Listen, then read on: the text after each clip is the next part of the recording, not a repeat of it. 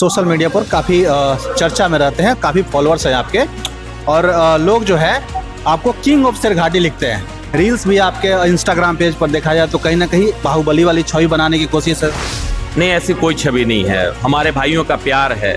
लोग जैसा बोलते हैं मैं उसको स्वीकार करता हूँ। कोई किंग बोलता है, कोई मसीहा बोलता है, कोई भाई बोलता है। किन मुद्दों पर इस बार चुनाव में है? क्या मुख्य मुद्दे हैं शेरघाटी विधानसभा क्षेत्र की?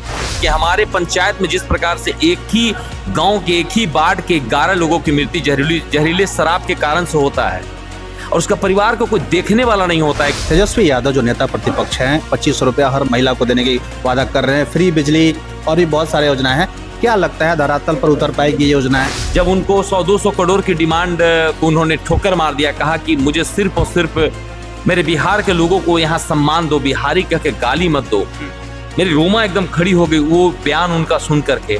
मैंने तत्काल प्रभाव में सोचा कि नहीं, यही व्यक्ति है जो हमारा प्रदेश का, हमारे भविष्य को उज्जवल करेगा। मैं देखिए सरकार के जहाँ अच्छी काम होगा वहां मैं सराहना करूंगा। प्रशासनिक उन्होंने टाइट किया, लेकिन जब प्रशासन ने दोहन जब स्टार्ट किया। बिहार में जन स्वराज एक नई पार्टी है जो एक हाईटेक मॉडल पर काम कर रही है, जिसके युवा वाहिनी अलग है, कुछ उनके वरिष्ठ नेता भी हैं। आज हमारे साथ जन स्वराज के युवा वाहिनी के सदस्य रामाध्यार सिंह जो हैं, सोशल मीडिया इन्फ्लुएंसर भी बोल सकते हैं, इनको समाज सेवी बोल सकते हैं। शेरघाटी में ही नहीं सभी राज्यों में, खासकर युवा में इनका एक अलग ही क्रेज है। आज हमारे साथ है खास बातचीत करने के लिए रामाध्यार जी, स्वागत है। जी बहुत बहुत धन्यवाद भाई। सबसे पहले आपसे जानना चाहेंगे कि ये जन स्वराज से ही क्यों जुड़े? क्या ऐसा चीज है जन स्वराज जो प्रभावित करती है आप? हाँ, ये बहुत अच्छा क्वेश्चन आपने किया।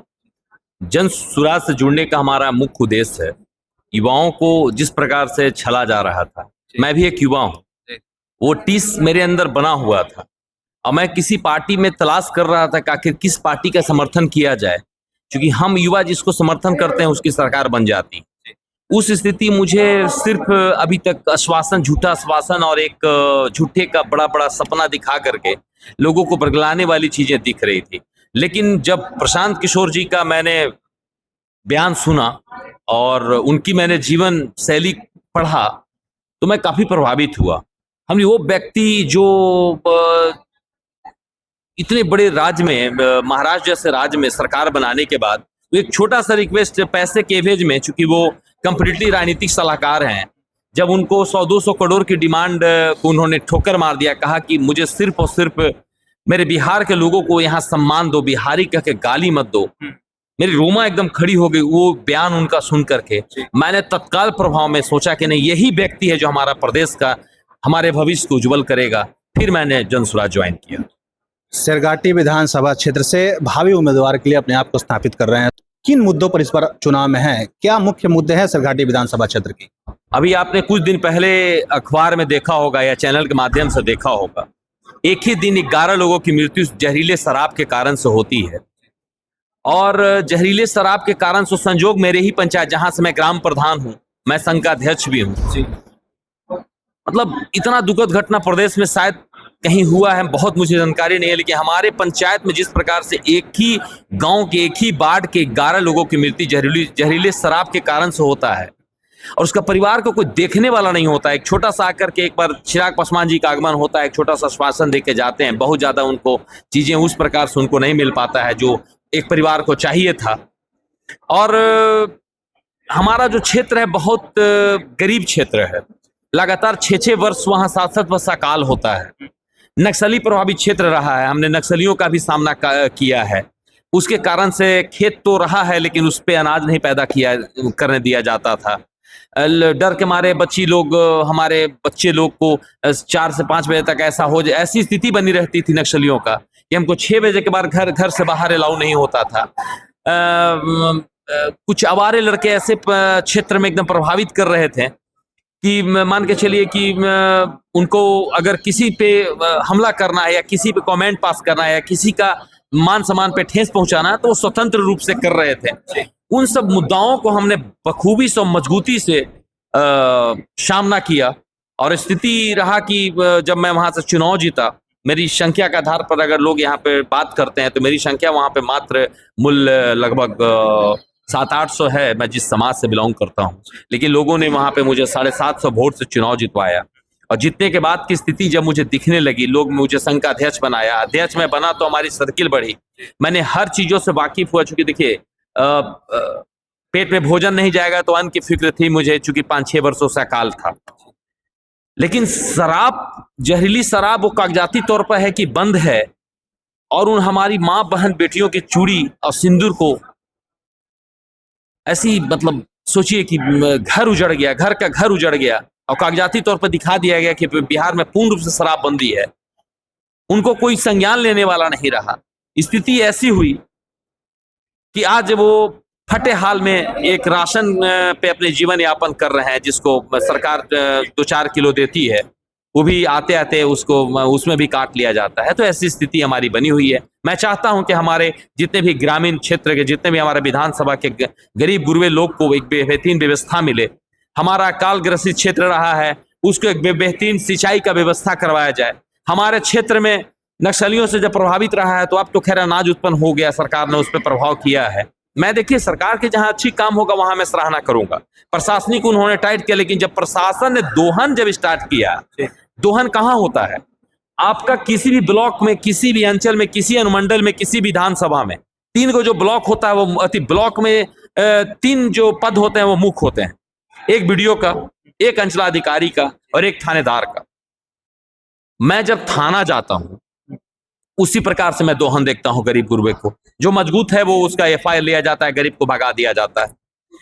एक रसीद कटवाने के लिए अंचलाधिकारी के पास एक मामूली रसीद, जिसको सरकार ने कहा है कि अगर आप रजिस्ट्री करवाते हैं और 7 से 8 दिनों के अंदर में उसकी रजिस्ट्री बाइज्जत आप काटिए, फिर क्यों 10 महीना लगा दिया जाता है? मैं उसकी लड़ाई लड़ रहा हूं। बीडीओ को जब इंदिरा आवास का ओपन वहां से व्यवस्था दिया गया कि आप इतने गरीबों को इंदिरा आवास दीजिए, इतने वृद्धा पेंशन आप यहां से चालू कीजिए, उसमें फिर क्यों घूस पैसा लिया जाता है? मैं इन सब मुद्दाओं को लेकर अपने क्षेत्र में लड़ाई लड़ रहा हूं।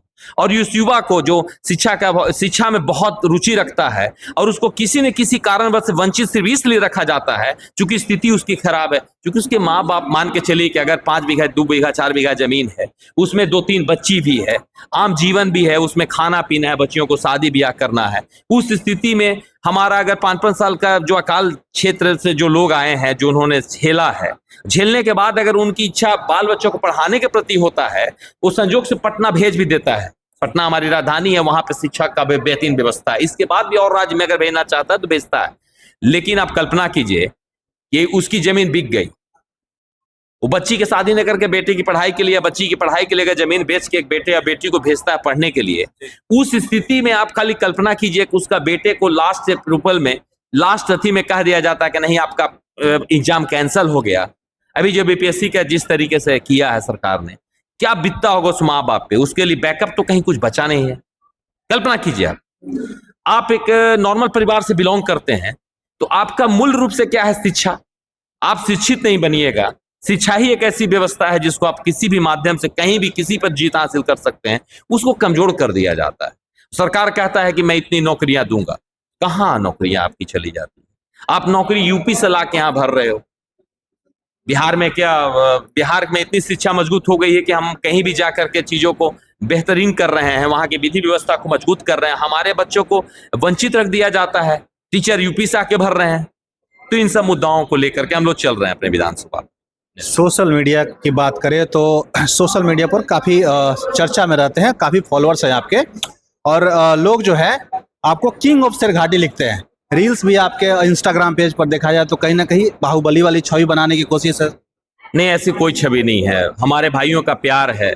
लोग जैसा बोलते हैं मैं उसको स्वीकार करता हूँ। कोई किंग बोलता है, कोई मसीहा बोलता है, कोई भाई बोलता है, उसमें कुछ ना समझ लोग गाली गलौज भी लिखते हैं, जिनको उनसे मेरा कोई लेना देना नहीं होता है। कुछ लोगों को ऐसी मानसिकता लोगों ने कर दिया, हमारे यहाँ के जो लोकल नेताओं ने, कि आप इस फलाने का जात से हैं, आपको सिर्फ इसकी बात करनी है। लेकिन मैं कहता हूं कि सब समाजों की बात करने वाला ही व्यक्ति मजबूत होता है, आगे बढ़ता है। बात रही जहां किसी प्रकार की छवि की, तो मेरे ऊपर 107 नहीं, आप पता लगा लीजिएगा।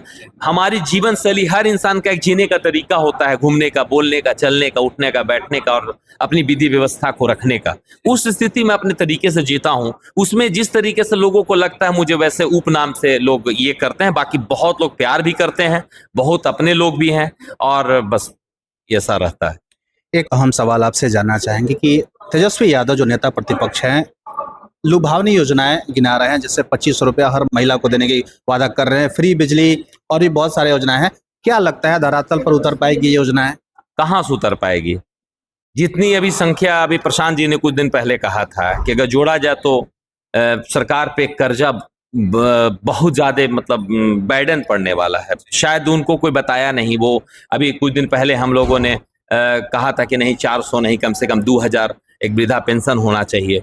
तो उसी के तर्ज पे उन्होंने कहा कि नहीं 2500 माई बहन योजना होना चाहिए। तो 2500 आप हर महिला को देंगे तो जितनी संख्या है प्रदेश में महिलाओं की, ये तो फिर कर्ज में डूब जाएगी। हमारी स्थिति है कि हम लोग बेरोजगारी से जूझ रहे हैं, अब कर्ज से क्यों जूझेंगे? ऐसा मुद्दा। चलिए, बहुत धन्यवाद इस बातचीत के लिए। तो ये थे रामाधार सिंह जी, जो युवाओं के लिए जन सुराज की तरफ से एक नए चेहरे के रूप में उभर रहे हैं। सोशल मीडिया पर काफी चर्चित है, सिरगाटी विधानसभा क्षेत्र में भी काफी चर्चित है। देखना दिलचस्प होगा कि बिहार विधानसभा चुनाव में कैसा प्रदर्शन रहता है। बाकी तमाम खबरों के लिए आप बने रहे टॉप 24 न्यूज के साथ। मैं हूं सोनू प्रताप सिंह। नमस्कार।